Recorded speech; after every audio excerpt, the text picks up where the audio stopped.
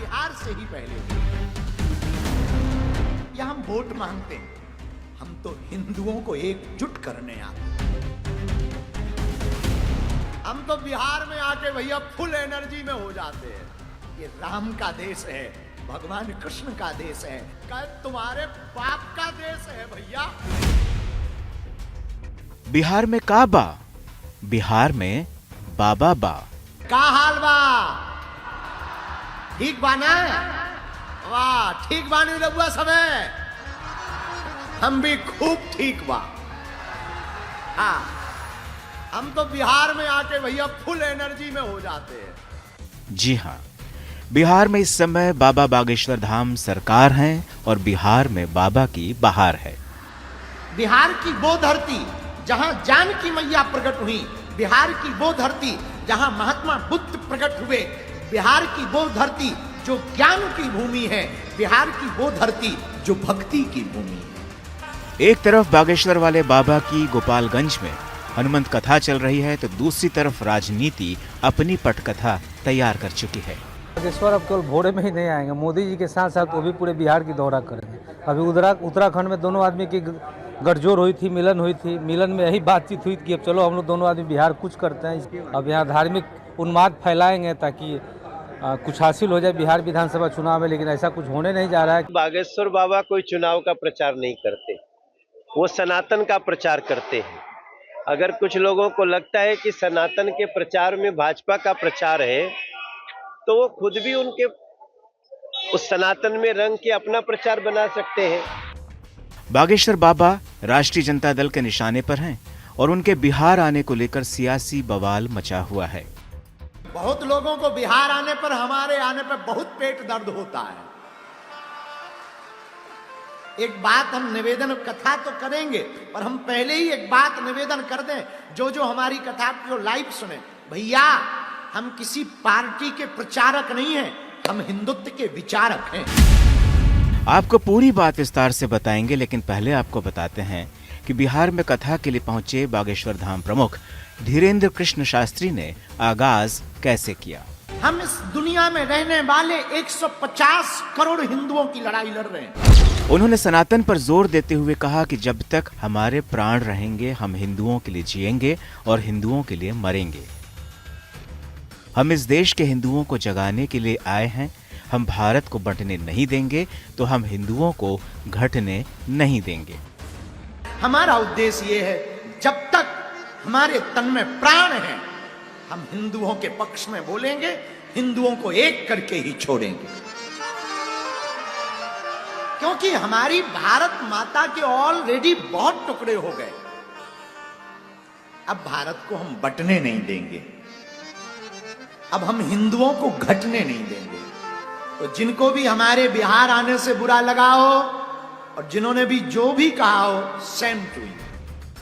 पंडित धीरेन्द्र शास्त्री ने कहा कि किसी भी देश में मुसलमानों को निकाला जाएगा तो इस दुनिया में 65 मुसलमान देश ऐसे हैं जो कि उनका स्वागत करेंगे, लेकिन फिजी, सूरीनाम, पाकिस्तान, भारत, नेपाल और मॉरिशस जैसे वो देश जहाँ के हिंदू मौजूद हैं, अगर वहां से हिंदुओं को बाहर किया जाता है तो फिर वो हिंदू कहाँ जाएंगे।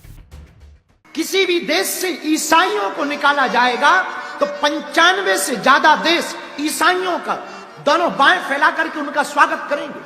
किसी भी देश से बौद्धों को निकाला जाएगा तो तिब्बत स्वागत करेगा। किसी भी देश से यहूदियों को निकाला जाएगा तो इजराइल स्वागत करेगा। लेकिन भैया 150 करोड़ पूरी दुनिया में Fiji, Surinam, Pakistan, Bharat, Nepal, Mauritius, इन देशों में हिंदू रहते हैं। अगर इन देशों से हिंदुओं को निकाल दिया जाएगा तो हिंदू कहां जाएगा? सबकी व्यवस्था है, हमारे हिंदुओं भाइयों की व्यवस्था कहां है? धीरेन्द्र शास्त्री ने कहा कि हमको बिहार आने से जितना रोका जाएगा, हम उतना ही आकर कथा करेंगे। उन्होंने कहा कि मुझे यहाँ आने से रोका जाएगा तो मैं मकान भी बना लूंगा। अगर हमें रोकोगे और हम मर जाएंगे तो हम फिर बिहार में ही जन्म लेंगे। जिनको भी हमारे बिहार आने से बुरा लगा हो और जिन्होंने भी जो भी कहा हो, सेम टू यू। आज से 5 दिन तक हम अभी यहां कथा करेंगे। आप हमें ज्यादा रोकोगे, हम फिर कथा करेंगे। आप हमें और रोकोगे, हम और कथा करेंगे। आप हमें और रोकोगे, हम यहीं मठ बनाएंगे।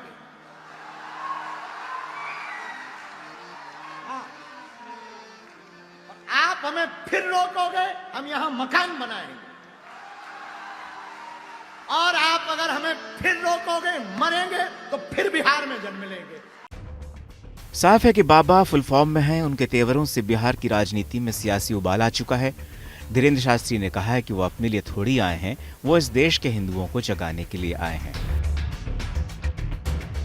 उन्होंने कहा कि वो अपनी लड़ाई नहीं लड़ रहे बल्कि दुनिया के 150 करोड़ हिंदुओं की लड़ाई लड़ने आए हैं।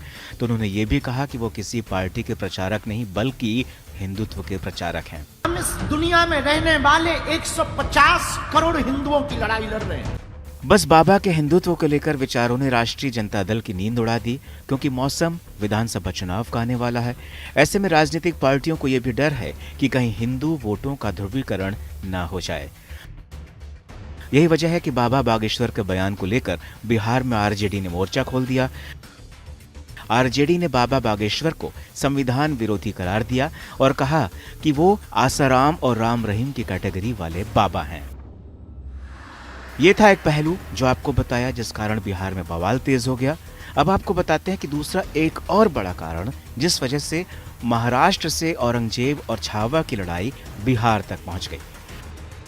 दरअसल छावा फिल्म को लेकर विवाद है, क्योंकि उसमें औरंगजेब को बेहद ही क्रूर शासक दिखाया गया है। लेकिन पहले समाजवादी पार्टी के नेता अबू आजमी ने औरंगजेब को द ग्रेट अर्थशास्त्री बताया था और कहा कि औरंगजेब के शासन के समय देश सोने की चिड़िया था। तो उनके बाद अब बिहार में जेडीयू एमएलसी खालिद अनवर ने भी औरंगजेब को एक अच्छा शासक बताया है। जो हिस्टोरियंस, जो इतिहासकार कहते हैं कि भाई औरंगजेब ने अच्छे काम किए और इतना जालिम नहीं था जितना उसको बताया जाता है, ये हिस्टोरिकल फैक्ट है।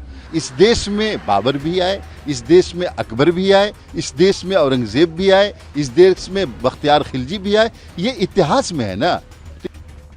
जबकि इसके पहले बाबा बागेश्वर के एक्स हैंडल से एक पोस्ट की गई जिसमें औरंगजेब की फोटो पर एक लाइक पर एक जूता और एक रीपोस्ट पर 10 जूते लिखे थे। इस पोस्ट के बाद ऐसा सियासी घमासान मचा कि आरजेडी ने इसे चुनाव और राजनीतिक षड्यंत्र से जोड़ दिया। लेकिन हैरान कर देने वाली बात यह थी कि बाबा बागेश्वर के जिस हैंडल से औरंगजेब वाला पोस्ट किया गया वो बाबा बागेश्वर धाम का था ही नहीं। दरअसल बाबा बागेश्वर धाम का एक हैंडल है जो ऑफिशियल है, जिसमें बाबा धीरेन्द्र शास्त्री से जुड़ी जानकारियां दी जाती है, उनकी कथाओं का समय और अन्य बातें रहती हैं। ऐसे में औरंगजेब को लेकर बाबा के नाम का फर्जी हैंडल से बवाल काटा गया। अब भले ही बाबा बागेश्वर ने अपने हैंडल से औरंगजेब को लेकर कुछ भी नहीं कहा, लेकिन चूंकि वो सनातन और हिंदू राष्ट्र की बात करते हैं तो बिहार में आरजेडी के निशाने पर आ गए।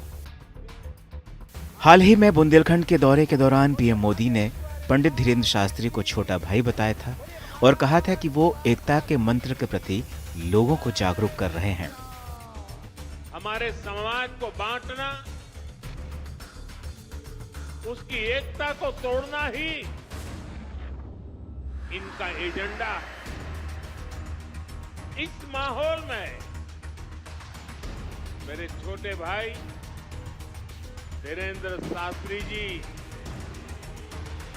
काफी समय से देश में एकता के मंत्र को लेकर लोगों को जागरूक करते रहे। बहरहाल बड़ी बात यह है कि बाबा बागेश्वर छाती ठोंक कर हिंदुत्व और हिंदू राष्ट्र की बात कर रहे हैं। उनको सुनने के लिए भीड़ भी उमड़ रही है। ऐसे में देखना होगा कि बिहार विधानसभा चुनाव में क्या बीजेपी को बागेश्वर बाबा की कथा से कुछ फायदा मिलेगा। जय श्री राम, हर हर महादेव। देश के हिंदुओं को जगाने आए। हम अपनी निजी लड़ाई नहीं लड़ रहे हैं, हम इस दुनिया में रहने वाले 150 करोड़ हिंदुओं की लड़ाई लड़ रहे हैं। हमारे मन में पीड़ा चलती है। हम दिन रात क्यों मेहनत कर रहे हैं? एक पीड़ा हमारे मन में चलती है जो हम आप लोगों को बताना चाह रहे हैं।